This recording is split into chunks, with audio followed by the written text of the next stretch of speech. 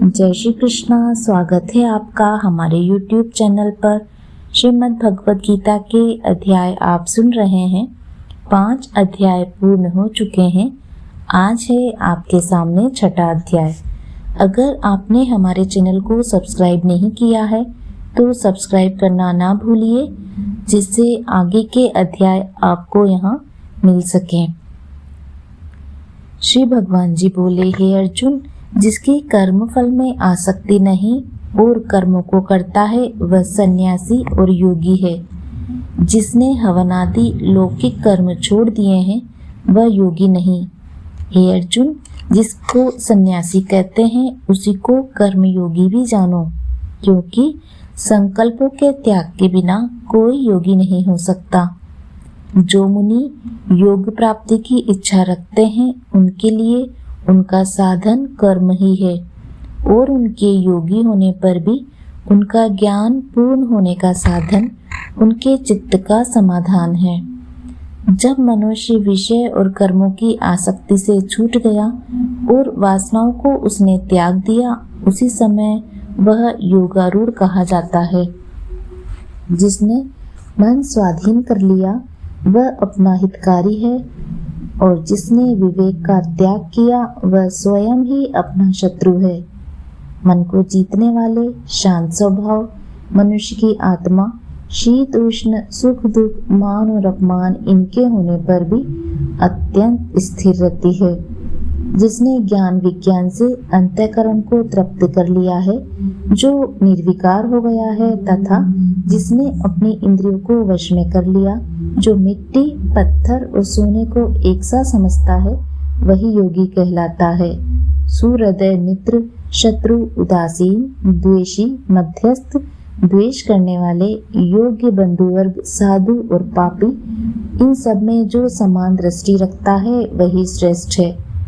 योगी पुरुष को मन और आत्मा को अपने वश में करके वासनाओं और समस्त प्रपंचों को त्याग कर एकांत स्थान में पहले कुश, उसके ऊपर मृगादिकों का चर्म और उसके ऊपर वस्त्र बिछाना। स्थान न तो बहुत ऊंचा न बहुत नीचा हो, उसी पर मन को एकाग्र करके चित्त और इंद्रियों को रोककर बैठना चाहिए। आत्मशुद्धि के लिए योग करना चाहिए।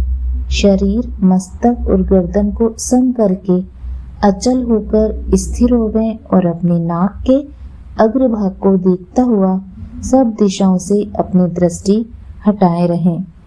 भय रहित होकर शांत चित्त से ब्रह्मचर्य व्रत का पालन कर मन को रोककर मुझ में ही लीन हो मन को योग में लगावें। इस प्रकार मन को वश में करने वाले योगी को निरंतर योगाभ्यास करते रहने से मुझ में रहने वाली और अंत में निर्वाण पद अर्थात मेरे स्वरूप में लीन करने वाली शांति प्राप्त होती है। हे अर्जुन, जो अधिक भोजन खाता है या अनेक दिन उपवास करता है, जो बहुत सोता या जागता रहता है, उसको योग प्राप्त नहीं होता। जो उपयुक्त आहार और विहार करता है तथा कर्मों का योग रीति से पालन करता है, तथा जो यथा समय सोता और जागता है, योग ऐसे पुरुष का दुख मिटा देता है। तब संयम को प्राप्त हुआ चित्त अपने आत्मा में स्थिर हो जाता है और सब कामनाओं से निवृत्त हो जाता है। तभी योगी मोक्ष पद पा जाता है। जिस प्रकार वायु रहित स्थान पर रखा हुआ दीपक चलायमान नहीं होता, उसी प्रकार योगी अपने चित्त को निश्चल रखकर उसका संयम करता है और अंतःकरण की समाधि लगाता है। जिस अवस्था में योगाभ्यास के कारण चित्त का वेग रुककर विषयों से पृथक होने लगता है, और जब शुद्ध अंतःकरण से आत्मा को ही देखकर आत्मा में ही संतुष्ट होता है, जिस अवस्था में वह अत्यंत सुख जो इंद्रियां द्वारा जाना नहीं जा सकता वरन केवल बुद्धि से जाना जाता है, अनुभव करता है, और जब वह योगी आत्मस्वरूप में स्थित हो, उससे विचलित न हो, जिस अवस्था को पाकर फिर कोई बड़ा भारी दुख उसे वहां से चलायमान नहीं कर सकता। इस अवस्था को दुख संयोग वियोग कारक योग नामक जानना हो सो योग निर्विकल्प चित्त से निश्चय करके ही करना चाहिए। संकल्प से उत्पन्न होने वाली समस्त कामनाओं को त्याग कर और मन में सकल इंद्रियों को चारों ओर से रोककर धैर्य के साथ बुद्धि को अपने अधीन कर धीरे धीरे विषयों से दूर हटें और भली भांति मन को आत्मा में स्थिर करके किसी पदार्थ की चिंता न करें। वह चंचल और अस्थिर मन जिधर जिधर जाए उधर उधर से इसको हटाकर आत्मा के वश में करना चाहिए। इस प्रकार शांत चित्त तथा रजोगुण से रहित निष्पाप तथा ब्रह्म स्वरूप योगी को उत्तम सुख प्राप्त होता है। इस रीति से निरंतर योगाभ्यास करने वाला योगी समस्त पापों से छूटकर सहज ही उस परम सुख को पा लेता है जो ब्रह्म के संयोग से प्राप्त होता है। जिसका मन योग में स्थिर हो गया है उसकी दृष्टि भी सर्वत्र समान हो जाती है। वह सब प्राणियों में अपने को और अपने में सब प्राणियों को देखता है। जो सब में मुझको और मुझ में सबको देखता है उससे मैं अलग नहीं हूँ और मुझसे वह अलग नहीं है। जो अभेद भाव से रहता है वह सब प्राणियों में स्थिर हो मेरा मनन करता है। वह योगी चाहे जिस अवस्था में रहे मुझसे मिलता है। हे अर्जुन, जो सब प्राणियों के दुख सुख को अपने दुख सुख के समान समझता है और सबको समभाव से देखता है वही श्रेष्ठ योगी है। अर्जुन ने कहा, हे मधुसूदन, आपने जो यह योग सिखाया है कि सबको अपने समान देखें, सो मन के चंचल होने के कारण उसकी दृढ़ स्थिति अपने में मैं नहीं देखता। एक प्रश्न, मन बड़ा ही हठी पराक्रमी और दृढ़ है। इसको आधीन रखना तो मुझे वायु को बांध रखने के समान प्रतीत होता है। श्री कृष्ण भगवान ने कहा, हे महाबाहो, इसमें संदेह नहीं है कि मन अति चंचल है और इसे वश में करना बड़ा ही कठिन। फिर भी हे अर्जुन, अभ्यास और वैराग्य से अधीन कर लिया जा सकता है। जिसका मन वश में नहीं उसको योग अत्यंत दुर्लभ है, ऐसा मत है। परंतु मन को वश में करने वाले प्रयत्न करते रहने से उपाय द्वारा इस योग को प्राप्त कर सकते हैं। अर्जुन ने कहा, हे श्री कृष्ण, जिसमें श्रद्धा तो है पर जो योग प्राप्त करने में सफल नहीं हुआ और जिसका चित्त योग से विचलित हो गया वह योग सिद्धि नहीं पाने से किस गति को जा पहुंचता है। हे महाबाहो, जिसका पहला आश्रय भी मर गया और ब्रह्म प्राप्ति भी नहीं हुई वह दोनों ओर से भ्रष्ट होकर विच्छिन्न मेघ के समान नष्ट तो नहीं हो जाता। हे कृष्ण, मेरा यह संदेह आपको ही दूर करना पड़ेगा। इसको दूर करने वाला आपके अतिरिक्त अन्य कोई नहीं। श्री भगवान बोले, हे तात पार्थ, उसका यहाँ नाश नहीं होगा और परलोक में भी नहीं होगा, क्योंकि उत्तम कार्य करने वाला मनुष्य बहुत दिनों तक पुण्यवानों को प्राप्त होने वाले लोकों में वास करता है और वहां से फिर किसी पवित्र और धनवान के घर में आकर जन्मता है, अथवा वह बुद्धिमान योगियों के ही कुल में जन्म पाता है। इस प्रकार का जन्म पाना भी इस लोक में बड़ा दुर्लभ है। बड़े श्रम और यत्न से जो योगाभ्यास करता है वह पापों से शुद्ध होकर अनेक जन्मों से प्रसन्न परिश्रम करके सफल होता है और परम गति को पाता है।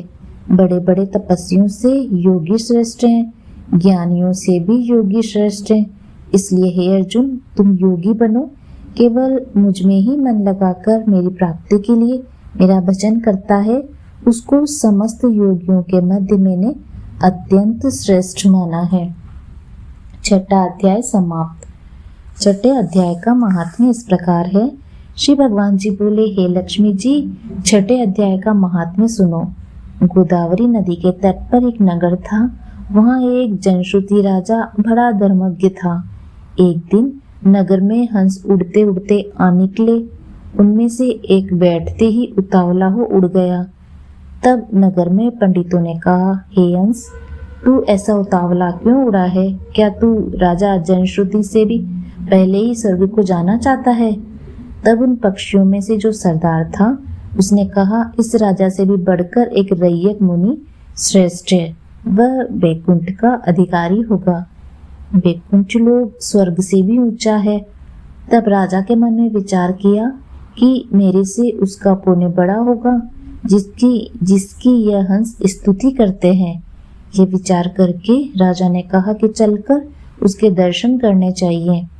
राजा ने सारथी से रथ मंगवाकर उस पर बैठ प्रथम बनारस श्री काशी जी में जाकर स्नान कर ब्राह्मणों को दान दिया और शिवजी महाराज के दर्शन किए। फिर लोगों से पूछा, यहाँ कोई रैयक मुनि रहते हैं? लोगों ने कहा नहीं। फिर राजा ने उत्तर दिशा को जाकर बद्री नारायण को परसा। वहां से राजा का रथ चले नहीं।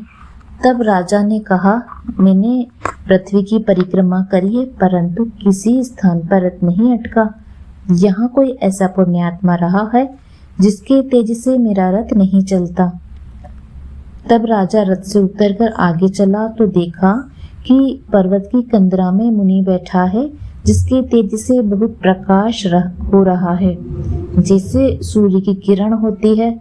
तब राजा ने देखते ही कहा, यह रैयक मुनि होंगे। राजा ने दंडवत कर चरण वंदना करी तथा हाथ जोड़कर स्तुति की। तब रैयक मुनि ने राजा का आदर किया और कहा, हे पृथ्वीराज, तू चारों धाम का परसनहारा, धर्म का साधनहारा, तू पुण्यात्मा है। तब राजा ने मुनि से कहा कि आपका तेज ऐसा है कि किसके बल से है? तब मुनि ने कहा, हे राजन, मैं नित्य प्रति गीता जी के 6 अध्याय का पाठ करता हूँ। इस कंदरा में उसी का प्रकाश है। यह सुनकर राजा ने अपने पुत्र को बुलाकर कहा, हे पुत्र, आज से तू राज्य कर, अब मैं तीर्थों को जाता हूँ।